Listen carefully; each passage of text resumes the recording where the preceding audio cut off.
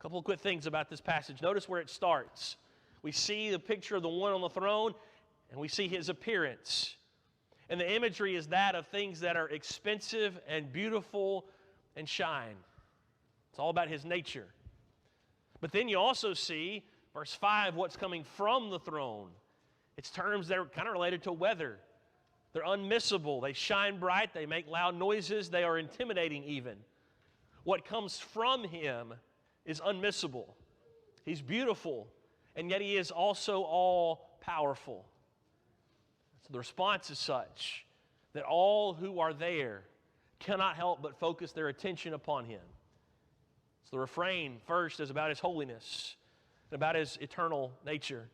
And then the refrain from the spiritual beings, the 24 elders, is all about giving him that honor and praise. But notice their action.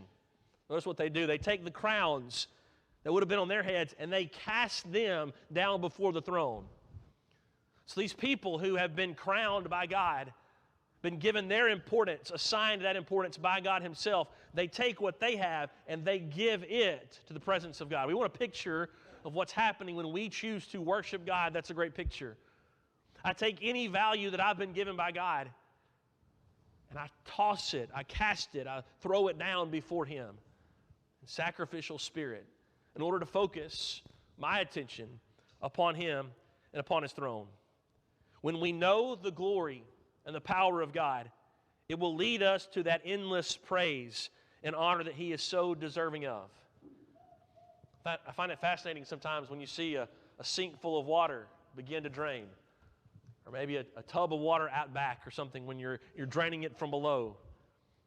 It falls out of that hole because of the force of gravity, how it is strongest in that single point where the hole is.